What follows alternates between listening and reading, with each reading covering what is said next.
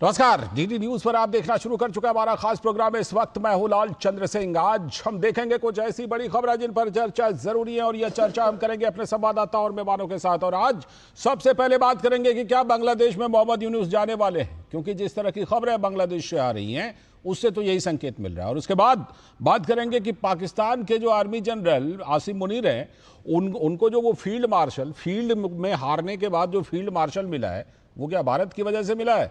तो इमरान खान ने कहा सब कुछ अपने हाथ में था, सीधे राजा ही बन जाते, किंग बन जाते। और उसके बाद फिर बात करेंगे कि केरल में जो मुनाम्बम वक्फ जमीन विवाद था उसमें जुडिशियल कमीशन ने कहा है कि सरकार उस जमीन को अपने कब्जा में ले ले, ये सलाह दी है। इन सभी मुद्दों पर होगी बात, होंगे तमाम सवाल जवाब। लेकिन सबसे पहले इस वक्त की हेडलाइंस। विकसित भारत के निर्माण के लिए पूर्वी भारत का विकास जरूरी। नई दिल्ली में rising north east investor summit में बोले प्रधानमंत्री, कहा ईस्ट का मतलब एम्पावर, एक्ट, ट्रांसफॉर्मेशन। पाकिस्तान की गोली का बीएसएफ ने गोले से दिया जवाब। बीएसएफ अलंकरण समारोह में गृह मंत्री अमित शाह ने किया जवानों के शौर्य को नमन। कहा ऑपरेशन सिंदूर से फिर सामने आई पाकिस्तान की असलियत। भाजपा ने ऑपरेशन सिंदूर पर नेता प्रतिपक्ष राहुल गांधी के बयान को बताया गैर जिम्मेदाराना। कहा राहुल गांधी तय करें कि वो नेता प्रतिपक्ष हैं या निशाने पाकिस्तान। 140 करोड़ देशवासी प्रधानमंत्री मोदी के साथ। वैश्विक मंच पर बेनकाब हो रहा है पाकिस्तान का आतंक परस्त चेहरा। कनिमोढ़ी के नेतृत्व में मॉस्को पहुंचा प्रतिनिधिमंडल। आतंकवाद के खिलाफ यूएई और जापान ने भारत का किया समर्थन। उत्तर प्रदेश के मुख्यमंत्री योगी आदित्यनाथ ने की भविष्यवाणी, पाकिस्तान को एक दिन निगल जाएगा उसका अपना ही आतंकवाद। अयोध्या में हनुमत कथा मंडपम का किया लोकार्पण। कहा आज भगवान श्री राम की नगरी अयोध्या को वापस मिला उसका गौरव।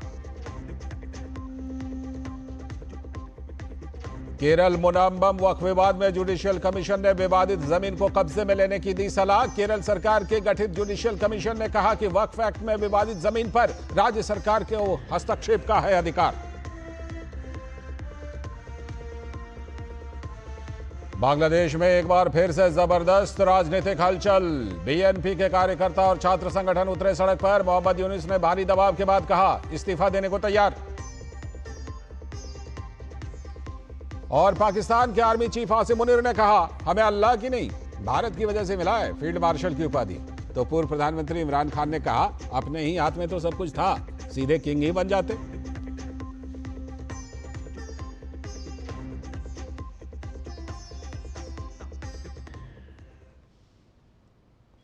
तो ये थी हेडलाइंस।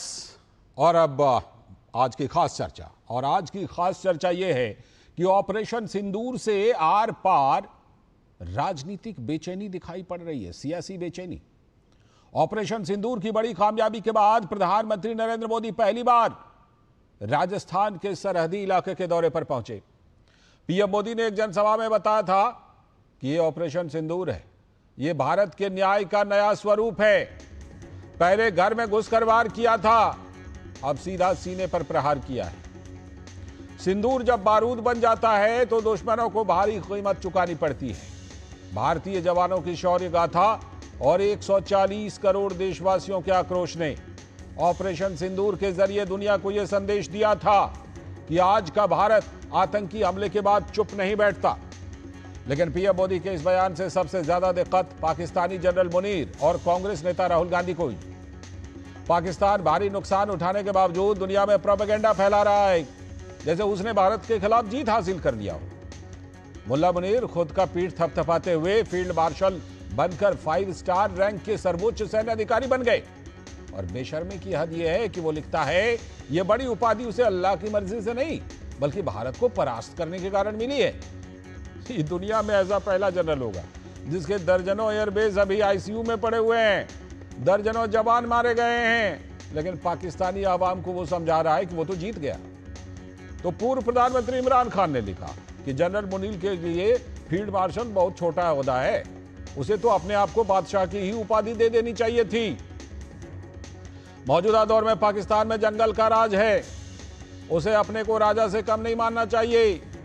लेकिन इधर कांग्रेस पार्टी की दिक्कत क्या है? वो दिक्कत है कि ऑपरेशन सिंदूर को कैसे एक कामयाब ऑपरेशन बताए। तो भारत की अस्मिता पर चोट पहुंचाने वाले जंगली दरिंदों के खिलाफ ये ऑपरेशन था। जिसने मासूम पर्यटकों को पहलगाम में उनका धर्म पूछकर उनकी पत्नियों के परिवारों के सामने, बच्चों के सामने गोली मार दी थी। पहलगाम में 26 लोगों की निर्मम हत्या के खिलाफ चलाया गया ऑपरेशन सिंदूर अपनी बेटियों के सुहाग उजड़ने वालों के खिलाफ एक प्रचंड आक्रमण था। लेकिन राहुल गांधी इसे पीएम मोदी के खोखले नारे बताते हैं। भारतीय सेना के शौर्य और पराक्रम को छोटा करने के चक्कर में कांग्रेस पाकिस्तानी प्रोपेगेंडा की टूल बन गई है। पीएम मोदी ने बीकानेर में कहा, 22 अप्रैल की घटना का बदला सेना ने 22 मिनट में ही ले लिया था। यह सेना के शौर्य और साहस की झांकी है। लेकिन राहुल गांधी इसे पीएम मोदी के फिल्मी डायलॉग मानते हैं, जैसे कुछ हुआ ही ना।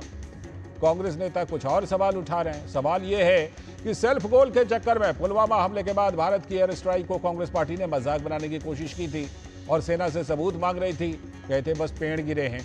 तो पहलगाम हमले के बाद जब दुनिया ने भारत की क्षमता को देखा कि पाकिस्तान में घुसकर भारतीय सेना के मिसाइलों ने कई आतंकी ठिकाने और दहशतगर्दों के मरकज को उड़ा दिया है। लेकिन राहुल गांधी की चिंता इस बात को लेकर है कि कहीं पीएम मोदी की शख्सियत गांधी परिवार को फीका ना कर दे। देश और सेना सियासत से ऊपर है, ये समझने की सभी को जरूरत है।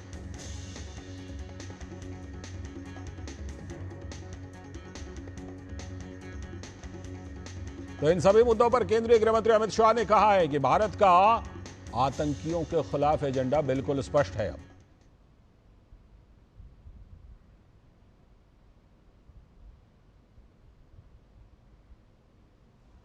हमारी एयर डिफेंस सिस्टम बहुत अद्भुत थी, कुछ बिगाड़ नहीं पाए।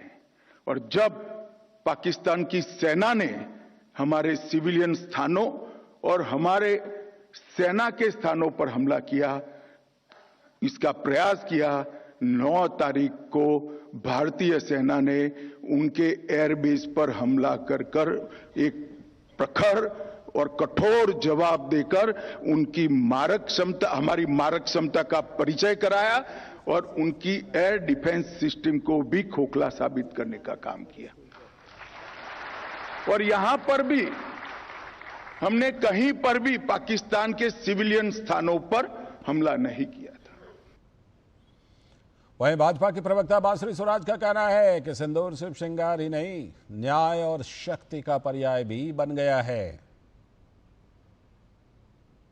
आज इस मंच से खड़े होकर हम ये कह सकते हैं कि सिंदूर अब केवल श्रृंगार का पर्याय नहीं है, सिंदूर न्याय का नया पर्याय है, सिंदूर शक्ति का नया पर्याय है। और इसके लिए भारतीय सेना के चरणों में कोटि कोटि वंदन करती हूं और आदरणीय प्रधानमंत्री श्री नरेंद्र मोदी जी का अभिनंदन करती हूं।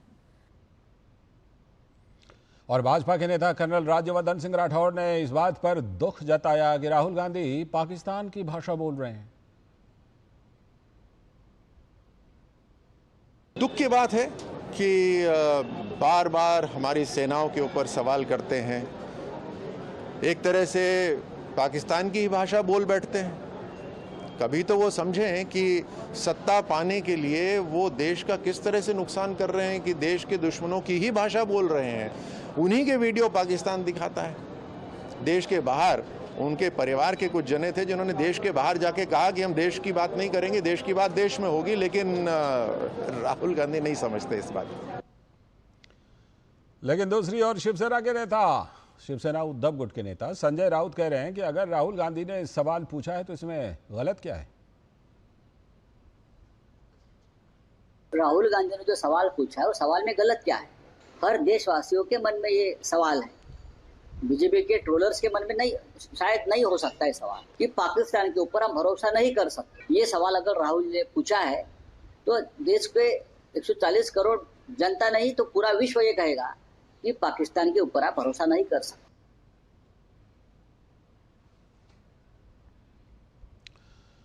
तो ये बड़ा मुद्दा है कि एक तरफ पाकिस्तान जो है वो, उसमें ये बात चल रही है कि इमरान खान तक ये कह रहे हैं कि जब सब कुछ अपने हाथ में था तो बन जाते, सीधे बादशाही बन जाते। लेकिन भारत में विपक्ष को ये बात शायद समझ में नहीं आ रही है, और ख़ास तौर पर कांग्रेस पार्टी और कांग्रेस पार्टी के नेता राहुल गांधी को। इसी पर आज हम चर्चा करेंगे और हमारे साथ चर्चा करने के लिए ख़ास मेहमान भी जुड़ रहे हैं इस मुद्दे पर।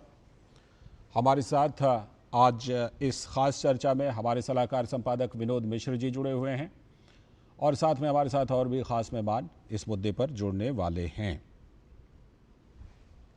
तो खास चर्चा आज इसी पर है कि पाकिस्तान जो है वो इस बात को मान रहा है। पाकिस्तान में हालांकि अलग अलग स्वर हैं। देखिए, हमारे साथ जुड़ चुके हैं संदीप त्रिपाठी जी, कांग्रेस के नेता जुड़ चुके हैं, साथ में डॉक्टर कौशल कांत मिश्रा जी, भारतीय जनता पार्टी के प्रवक्ता भी जुड़ चुके हैं। बहुत बहुत स्वागत, नमस्ते।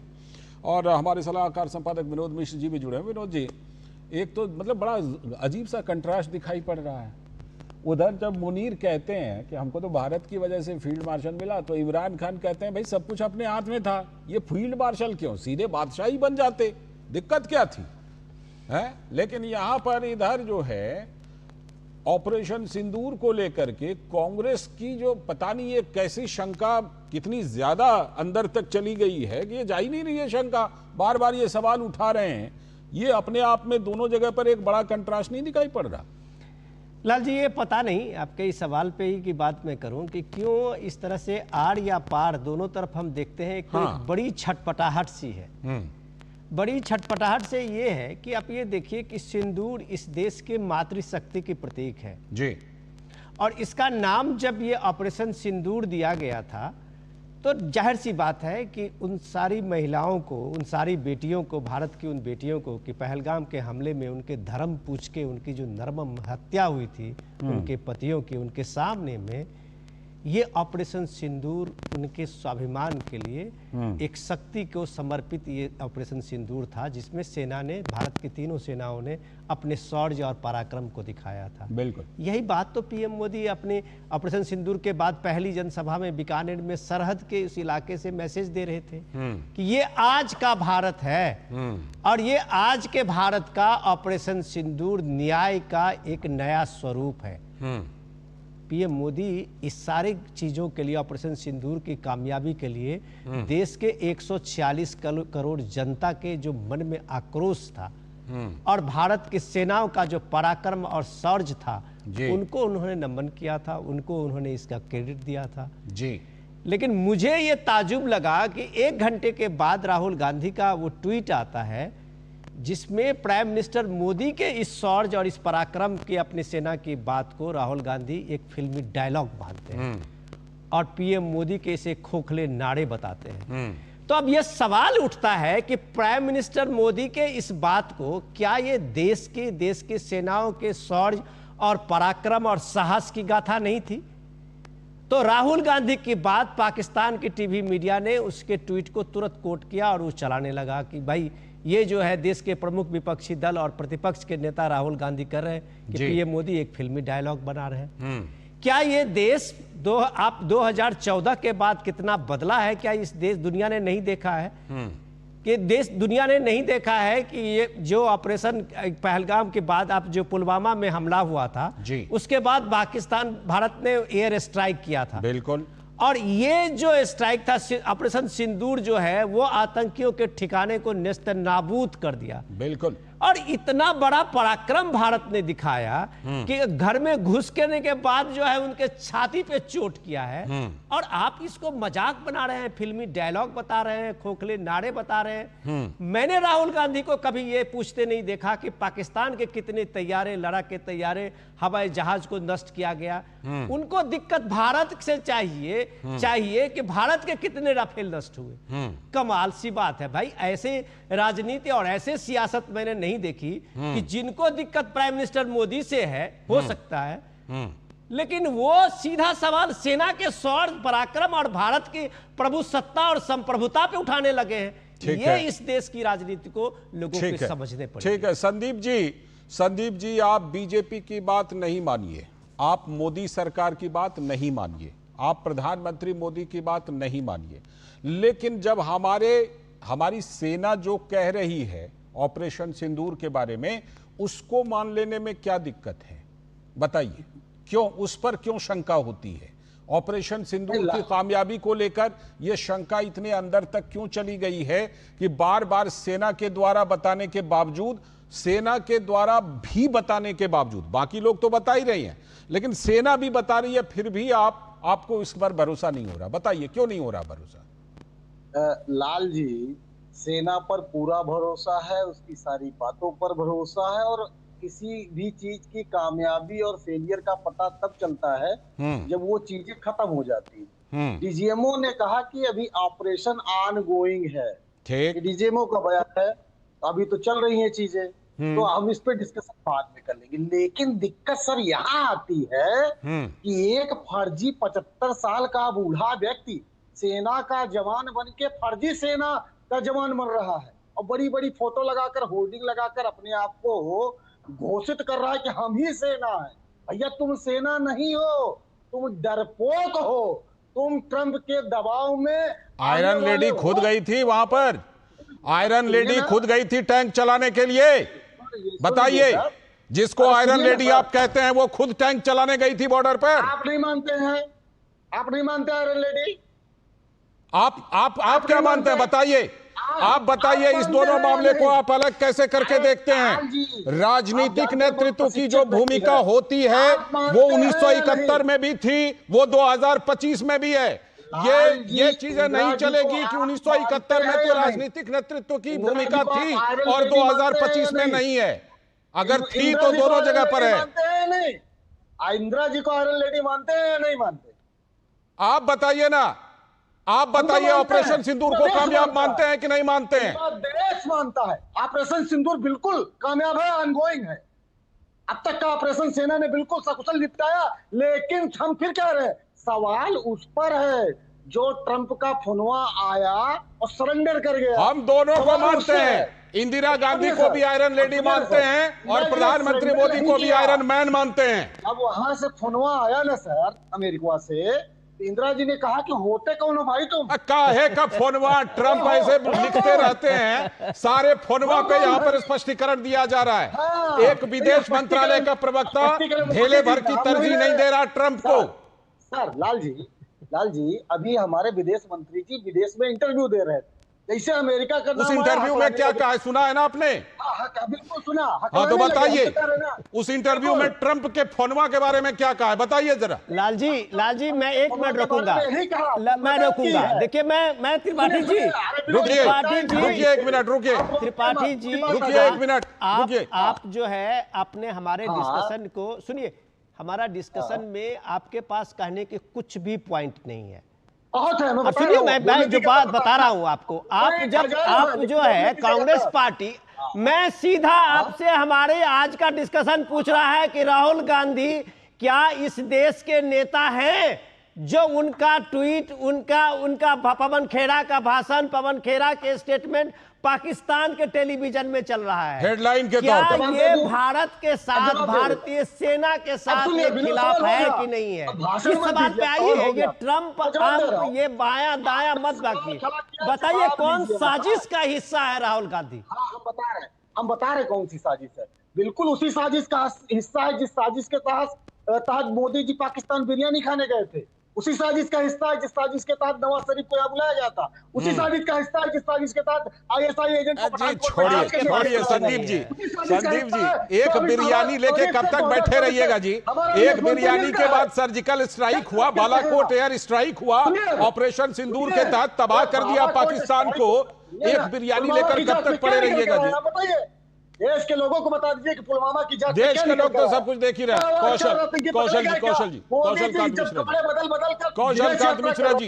कौशलकांत मिश्रा जी इनका कहना है 1971 में तो इंदिरा गांधी खुद टैंक लेकर गई थी और प्रधानमंत्री नरेंद्र मोदी खाली भाषण दे रहे हैं, फिल्मी डायलॉग कर रहे हैं। बताइए, मिनट काउंट कर रहे थे कि 22 हुआ, बताइए कौशलकांत मिश्रा जी काउंट कर रहे थे कि 22 तारीख को रैली संबोधित। इनको चुप कराइए तो मैं बोलूं। हाँ ठीक है। संदीप जी अब सुन लीजिए, जवाब सुन लीजिए। संदीप जी जवाब सुनिए। मुझे समझ में नहीं आ रहा, इनके ऊपर सिर्फ एक ही चीज फिट होती है कि हमें गैरों ने कब लूटा, गैरों में कहां दम था। उसकी जगह हमें कांग्रेसियों ने है लूटा, पाकिस्तान में कहां दम था। अपनी कश्ती वहां डूबी जहां पानी कम था। यही हाल है कांग्रेस का। और एक चीज और है कि विनाश काले विपरीत बुद्धि, कांग्रेस का कुछ नहीं हो सकता। सुन लीजिए ना, उन्होंने एकदम शांति से आपको सुना। ये राहुल गांधी उन्होंने बड़ी शांति से सुना, तो आप भी सुन लीजिए, फिर जवाब दीजिएगा ना संदीप जी। पाकिस्तान में आ रहा हूँ, आतंकी बोलिए कौशल जी, आप बोलिए। कौशल जी आप बोलिए। गद्दार हो आप लोग। कौशल जी आप बोलिए। अरे ये कंटिन्यूअस इस तरीके से बोलते जाएंगे, क्यों इनका नहीं, आपकी आवाज आ रही है कौशलकांत जी, आपकी आवाज आ रही है, आप बोलिए ना। अरे भाई, राहुल गांधी की बात का जवाब देता हूं, इनके प्रवक्ता का क्या जवाब दूं? राहुल गांधी के स्टेटमेंट को पाकिस्तान की मीडिया चला रही है। राहुल गांधी पूछ रहे हैं राफेल कितने गिराए गए, राहुल गांधी के स्टेटमेंट को दिखाया जा रहा है। मल्लिकार्जुन कहते हैं, खड़गे का क्या बयान है कि छुटपुट हमला हुआ, छुटपुट हमला हुआ, लेकिन 100 से ज्यादा आतंकी मार दिए गए, 9 आतंकी बेस खत्म हो गए, लश्कर के 5, जैश के 3, हिजबुल का 1 दर्जन से ज्यादा एयरबेस, नूर खान, चकलाला, रफीकी, मुरीद, सुक्कर, सियालकोट, पसरूर, सरगोदा, जाने कितने एयरबेस डिस्ट्रॉय कर दिए गए। उसके बाद भी अगर कांग्रेस के अध्यक्ष और राहुल गांधी को ये छुटपुट घटना लगती है, तो इससे बड़ा मतलब बेइज्जती भारत की सेना की कौन कर रहा है? यही कर रहे हैं, इसीलिए कह रहे हैं ना। और इनके स्टेटमेंट ही पाकिस्तान की मीडिया चला रही है। इनकी बॉडी की लाइन, इनकी पार्टी की लाइन हमेशा पाकिस्तान की पार्टी लाइन से मैच करती है। और समस्या यह है कि इनके अपने एलाइज भी, शरद पवार जी खुद कह रहे हैं कि ये एक बहुत गंभीर और सेंसिटिव मामला है, ठीक है, इस पे संसद में बहस नहीं हो सकती। फिर भी 2 बार ऑल पार्टी मीटिंग हो चुकी है। लेकिन जिस तरह से कांग्रेस इस समय बिहेव कर रही है, उससे यही लगता है कि वो अभी भी अपने वोट बैंक की पॉलिटिक्स से ऊपर नहीं उठ पाए। उन्हें इस बात का डर लग रहा है कि ये इतना हिट मिशन हुआ है सेना का कि उसके बाद मोदी जी की पूरे देश में बल्ले बल्ले है, वाहवाही है, क्योंकि उनके नेतृत्व में सेना लड़ रही है। मैं इस बात का सम्मान करता हूं कि आयरन लेडी के नेतृत्व में श्रीमती इंदिरा गांधी, जो मेरी भी प्रधानमंत्री थी, पूरे देश की प्रधानमंत्री, उनके नेतृत्व में 2 टुकड़े किए पाकिस्तान के। हम उसका सम्मान करते हैं, हम उसको सर आंखों पे करते हैं। लेकिन संदीप जी के क्या शब्द क्या है कि कांग्रेस के प्रवक्ता, कांग्रेस के युवराज, कांग्रेस के सभी लोग केवल और केवल ईर्ष्या में खत्म हुए जा रहे हैं। संदीप जी जो बात 75 साल की कर रहे थे, और संदीप जी जिन शब्दों का इस्तेमाल कर रहे थे, इस देश ने संदीप जी कुछ ही दिनों पहले तक 82-83 साल के बुजुर्ग को, वृद्ध को प्रधानमंत्री के तौर पर देखा है। मत भूलिए, हम सब इस बात को जानते हैं, ठीक है लालचंद जी। ये 82 साल के बुजुर्ग, मैं सम्मान के साथ बोल रहा हूं, मैं इंदिरा जी के लिए भी सम्मान के साथ बोल रहा हूं कि अगर आयरन लेडी क्या टैंक लेकर खुद गई थी लड़ने के लिए। सभ्यता, लालचंद जी, इनको सभ्यता और संस्कृति के पाठ नहीं पढ़ाना चाहिए, क्योंकि ये कांग्रेस का कल्चर है बुजुर्गों का अपमान करना। मल्लिकार्जुन खड़गे दरवाजे बाहर कर दिए गए थे ना, याद है ना, मध्य प्रदेश के चुनाव में बाहर से झांक कर रहे थे, जबकि उस समय खुद 82 साल के थे और कांग्रेस के अध्यक्ष थे। तो इनसे हम किसी संस्कृति और किसी कल्चर की उम्मीद करना व्यर्थ है, क्योंकि ये राहुल गांधी के प्रवक्ता हैं। कुछ नहीं हो सकता। अरे जिस तरीके से कांग्रेस ने सेना का अपमान किया है, पाकिस्तान के साथ खड़ी है, आसिर मुनीर सेना अध्यक्ष को अपने सर पे बिठाया गया है, ये कांग्रेस का कैरेक्टर है। आज कांग्रेस के स्टेटमेंट को पाकिस्तान दुनिया में बेच रहा है। ISPR जो उनकी संस्था है, जो सब जगह कट पेस्ट करके कांग्रेस के नेताओं के स्टेटमेंट को लगा रही है। UN में भी कांग्रेस के स्टेटमेंट को रखा जाएगा। जी मैं बीच में आ रहा हूं, विनोद जी को ला रहा हूं, बीच में आ रहा हूं। आप लोग जरा रुकिएगा, आप दोनों रुकिएगा, विनोद जी डॉक्टर साहब बस मैं त्रिपाठी जी के लिए ही, बस डॉक्टर साहब मैं त्रिपाठी जी के लिए कोई पॉइंट दे रहा हूं, बिल्कुल पॉइंट दे रहा हूं। त्रिपाठी जी देखिए, आपको मैं मानता हूं आपकी मजबूरी है कि आपके नेता जिस तरह से आप कह रहे हैं कि जो सेल्फ गोल के चक्कर में पुलवामा से लेके और पहलगाम तक जिस तरह से फायर किए जा रहे हैं, वो बैकफायर उनको ही हो रहा है। कि आप ये देखिए, मैं सिंपल सी बात बता रहा हूं, ये देश आज का, जब पीएम मोदी कहते हैं कि ये आज का भारत है जी, वो आज का भारत डोजियर नहीं देता है, आज का भारत न्याय करता है। आज का भारत पाकिस्तान को यह मौका नहीं दिया कि तुम पहलगाम आओ और जांच करो, चोर को ही नहीं चोरी की जांच के लिए सौंपता है। आज का भारत इंसाफ दिलाता है और इंसाफ देता है। इस साहस के, भारत के 140 करोड़ लोगों को इस साहस से और इस सम्मान से तो कम से कम वाकिफ होने दीजिए। बेशर्मी की हालत आप लोगों की है कि 4 दिन तक वो हमले लोगों ने देखा मुंबई के 26 से 11 में, ऐसे दर्जनों हमले देखे और सालों भर चिदंबरम जैसा गृह मंत्री आपके डोजियर भेजते रहे। ये सबूत नंबर 1, ये सबूत नंबर 2, ये सबूत नंबर 3। और भारत ने उतना बड़ा हमला हुआ था भारत 2008 में पीएम मोदी ने कहा आतंकवादी, आतंकवाद को पनाह देने वाले, आतंकवादी को संरक्षण देने वाले, एक बार सुन लीजिए, संरक्षण देने वाले हमारे लिए गुनाहगार हैं और हम उन पे कार्रवाई करेंगे। ठीक है। पाकिस्तान में अगर मिलिट्री टेररिस्ट आउटफिट का कैंप है, सेंटर है, तो भारत उसको पाकिस्तान का संरक्षण मानता है और उस पर कार्रवाई की, बिल्कुल उसको नेस्तनाबूद किया। जी। ये देश के लिए गौरव की बात है कि आपके जैसे ये फिल्मी डायलॉग बोले जाने की बात जी। है। आज जो मुनीर कह रहा है ये बात कि फील्ड मार्शल मुझे भारत के तरफ से ये मिला है, तो ये आपके नेताओं के कारण मिला है, जो इतने बड़े कामयाबी को एक मजाक बना के छोड़े हुए दुनिया के प्लेटफॉर्म पे, और पाकिस्तान को ये बताने के लिए बता रहा है कि ये देखो, ये भारत नहीं मान रहा है कि इस सरकार में इस सेना ने कितना बड़ा शौर्य दिखाया है, ये वहां का नेता नहीं, प्रतिपक्ष के नहीं मान रहा है। क्या मजाक बनाए हुए, सिंपल सी बात के लिए आप आए बाएं साएं बोले जा रहे हैं। पहले संदीप जी का जवाब, फिर कौशल जी के पास। संदीप जी जवाब दीजिए। देखिए, विनोद जी ने अभी कहा कि ये नया भारत है, बिल्कुल नया भारत है, हम मानते हैं। अब देखिए, पहलगाम के पहले 9 जो है हमारे तीर्थ यात्री गए थे, उनकी हत्या आतंकवादियों ने कर दी थी। कौन सी कार्रवाई हुई? डोजियर भी नहीं भेजा गया। गंदरबल में जो है ऐसे आतंकी घटना हुई थी, क्या भेजा गया? कुछ नहीं हुआ। पुंछ में ऐसी ही आतंकी घटना हुई थी, क्या हुआ? ये इस घटना के पहले की बात बता रहा हूँ, और जिस शौर्य की बात कर रहे हैं 19 की बात बता रहा हूँ। लेकिन दिक्कत क्या है, हम फिर कह रहे हैं कि हम सेना के साथ खड़े हैं, हम सरकार के साथ भी खड़े हैं। आप लेकिन जिस तरह की बातें करते हैं ना संदीप जी, मैं बोलना नहीं चाहता, लेकिन मुझे बोलना पड़ जाता है। आपने रियासी हमले के लिए डोजियर की बात कही, मैं आपसे पूछता हूं, दिल्ली हमले के लिए, संकट मोचन दरबार हमले के लिए, हैदराबाद हमले के लिए, कोयम्बटूर हमले के लिए, मैं गिनता रहूंगा, समय समाप्त हो जाएगा। कौन कौन सा डोजियर दिए थे आप, बताइए। अगर आप देखेंगे तो 2024 में 60 आतंकी घटनाएं हुई हैं। गृह मंत्रालय की वेबसाइट पर है, देख लीजिएगा। अगर आप गिनेंगे तो हम भी गिन कर रखे हैं। ठीक है, कौशल जी जवाब। कौशल जी ठीक नहीं है, जो मैं रखना चाहता हूँ। संदीप जी, अरे कौशल जी रिक्वेस्ट है। अच्छा, कंप्लीट कीजिए।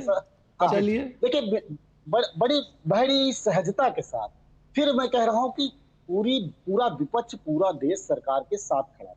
लेकिन सवाल पैदा कहां से हुए? 3 चीजें मैं कह रहा हूँ। हमारा विदेश मंत्री जब ये आके कहता है कि ऑपरेशन शुरू होने के पहले फिर आ गया, उस पर 3-4 बार स्पष्टीकरण मिल चुका है, फिर आप वहीं घुमा के लाइएगा। उसका बहुत मिल गया है सर, घुमा के लाइएगा। हम ये टाइम पास है। अरे सुनिए, नहीं टाइम पास नहीं, टाइम पास है। पर जो है कितनी बार स्पष्टीकरण आ चुका है, हो गया वो। अब आपको खूंटा वहीं गाड़ना है तो गाड़िए फिर क्या। और सर आप कौशल जी के बाद, कौशल जी बोलिए। कौशल जी, संदीप जी बस हो, कौशल जी, अरे भाई कौशल जी, संदीप जी पकड़े जाते हैं। ठीक है, अब जरा कौशल जी का जवाब सुनिए। संदीप जी, राहुल गांधी, कौशल जी बोलिए, कौशल जी बोलिए।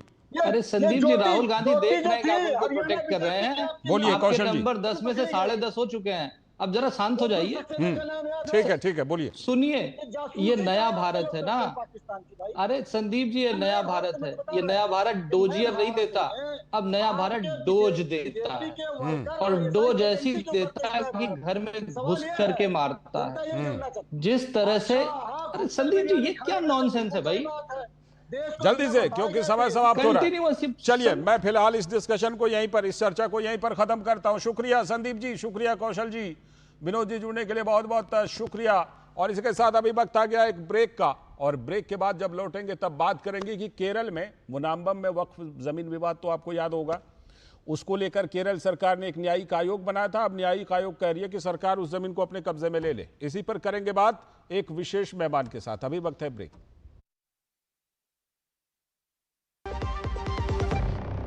जब धरती चीर कर निकलता है लोहे का पत्थर और मिलता है मोंगिया के जोश से, फिर तपता है, पिघलता है और बनता है फौलाद। अब होता है सरिया सारी खूबियों के साथ। मोंगिया स्टील, मजबूत देश का मजबूत सरिया। जो लक्ष्य चुना था समझ आने लगा है, GLA यूनिवर्सिटी, उच्च लक्ष्यों की निश्चित प्राप्ति।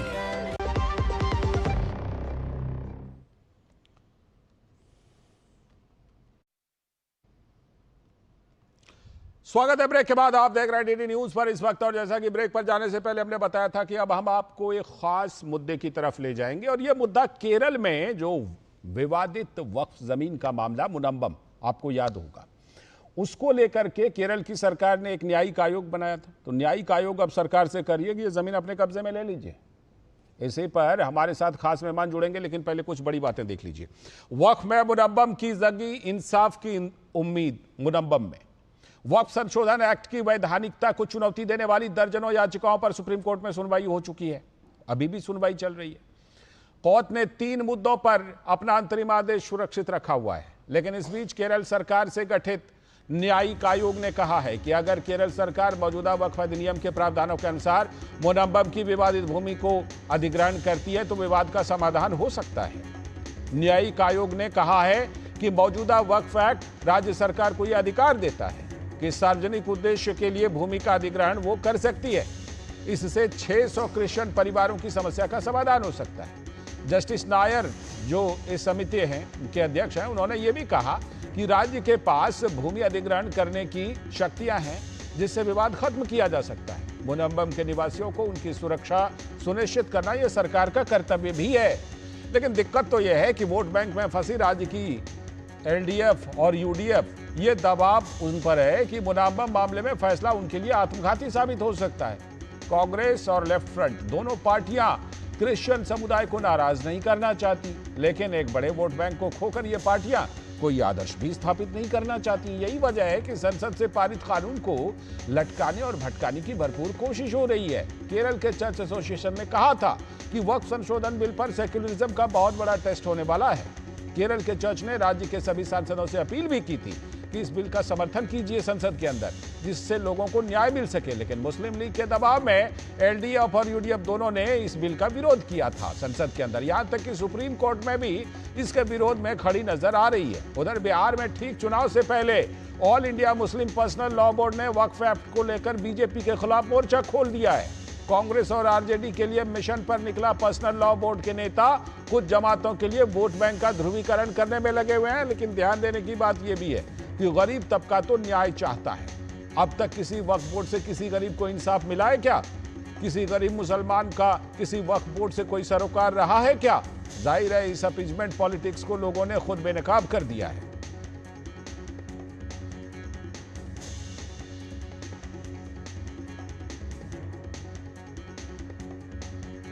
तो भाजपा नेता मोहसिन रजा बता रहे हैं कि इस्लाम में वक्फ नाम की जैसी कोई चीज होती ही नहीं है।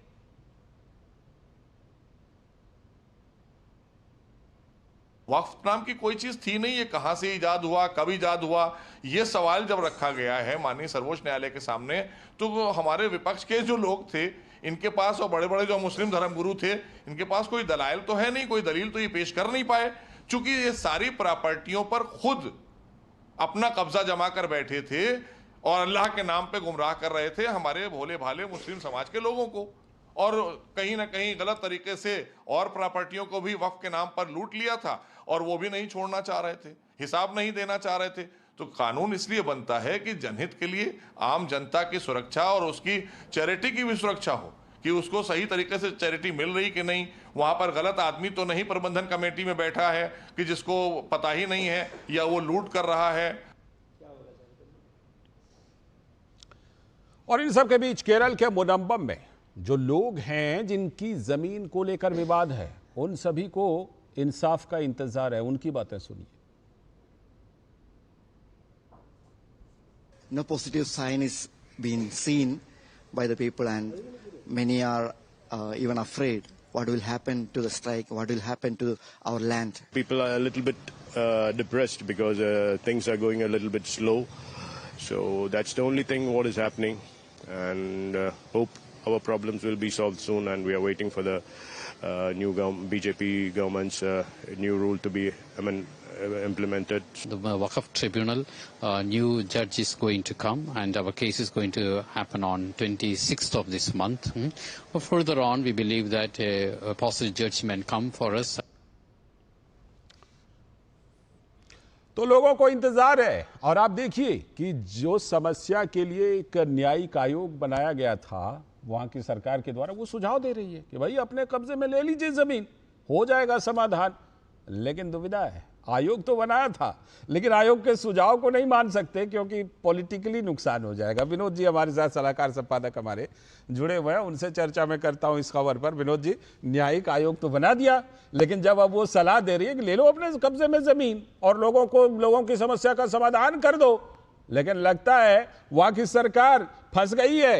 एक तरफ क्रिश्चियन वोट और दूसरी तरफ ये फैसला लेकर मुस्लिम वोट को भी नाराज नहीं करना चाहती। लाल जी, अगर आप इसके बैकग्राउंड को देखें तो ये न्यायिक आयोग भी जब ये केरल में विजयन की सरकार ने बनाई थी तो उस समय में भी वो कम से कम इस अपने वक्त पे मुनम्बम के इस मामले से पीछा छुड़ाने के लिए बनाई थी जी, कि उसको ये बात पता था कि वक्फ में जो वक्फ के जो पुराने कानून थे उसमें वक्फ का जो ट्रिब्यूनल है उसके अलावा और कहीं दूसरी जगह सुनवाई हो नहीं सकती थी। यही बात तो वहाँ के केरल के हाई कोर्ट ने कहा था। आज की हालत देखिए कि ये जुडिशियल कमीशन जो है जिसको 2 महीने का दिया गया था डेडलाइन, उसने ये बताया कि आपके नए वक्फ अधिनियम जो बने हैं उस एक्ट में ये प्रावधान है जी सॉरी। तो ये जो जमीनें हैं, लैंड का जितना डिस्प्यूट है या जो लैंड का मामला है वो स्टेट का है। स्टेट जब भी चाहे तो इसके पब्लिक इंटरेस्ट में ये सारी जमीनों को अधिग्रहण कर सकती है और स्टेट अगर चाहे तो उसका इंसाफ दे सकती है। सॉरी, आप चाहे तो अब दिक्कत यही है केरल सरकार के सामने में कि वो सरकार एक तो पिटीशन लेके सुप्रीम कोर्ट में खड़ी है जी। कांग्रेस इस बात को लेके है कि अगर वक्फ के मामले में, मुनम्बम के मामले में विजयन सरकार कुछ पहल करती है तो इसका भारी नुकसान इसका होने वाला है। इतने दिक्कत के बाद ये मुनम्बम का मामला जो है ये सिर्फ वोट बैंक के तराजू पे तौला जा रहा है कि इसमें कितना नफा और कितना नुकसान है। बिल्कुल, आप जब तक फिलहाल पानी ग्रहण करें मैं तब तक जरा इसका बैकग्राउंड बता दूं कि ये पूरा मामला था क्या। दरअसल केरल के मुनम्बम में जो करीब 600 क्रिश्चियन परिवार, उनकी जमीन और किसानों की जमीन का यह मामला था जिस पर वहां के वक्फ बोर्ड ने दावा कर दिया था कि यह जमीन तो वक्फ की है। उसके बाद इस पर विवाद हुआ, किसानों ने वहां पर प्रदर्शन किए, धरना प्रदर्शन किए। उसके बाद जो केरल की सरकार है, पिनाराई विजयन की सरकार, उन्होंने उस समय एक न्यायिक आयोग का गठन कर दिया। न्यायिक आयोग का जो गठन किया तो अब जैसा कि अभी हम चर्चा कर रहे थे, ऐसा लग रहा है जैसे कहते हैं ना कि बस मामले को किसी तरह टालने के लिए कर दो आयोग का गठन। ये इसलिए भी ये बात साबित होती है कि अब जब आयोग खुद कह रहा है, खुद आयोग सलाह दे रहा है कि आप नए कानून के तहत उस वक्त की जमीन को राज्य सरकार अपने कब्जे में ले ले और वहां के किसानों को उसको उनकी जो समस्या है उसका समाधान कर दे, तो अब सरकार इस बात के लिए तैयार नहीं है। तो ये बात तो और ज्यादा साबित हो रही है कि उस समय जो न्यायिक आयोग का गठन किया था वो क्या मामले को बिल्कुल रफा दफा करने के लिए, टालने के लिए किया था। ये सवाल बार बार अब इस चीज को उठ रहा है। लेकिन इन सब के बीच बड़ी बात क्या है? बड़ी बात यह है कि देखिए केरल की पॉलिटिक्स ऐसी है कि चाहे सत्ताधारी एलडीएफ हो या जो विपक्ष में यूडीएफ है, दोनों में से कोई इस पर क्लियर स्टैंड नहीं लेगा, कोई क्लियर स्टैंड नहीं लेगा, क्योंकि दोनों तराजू में वोट को तौल रहे हैं। एक तरफ क्रिश्चियन और किसान समुदाय हैं और दूसरी तरफ मुस्लिम वोट बैंक है। इसीलिए दोनों में से शायद कोई भी क्लियर कट नहीं लेगा इस पर स्टैंड। लेकिन हम तो इस मामले को उठाते रहेंगे और जो कुछ भी इस बारे में खबर आएगी वो हम आपको बताते रहेंगे और चर्चा भी करते रहेंगे। फिलहाल आज के इस वक्त में इतना ही। पूरी टीम को दीजिए अनुमति। नमस्कार।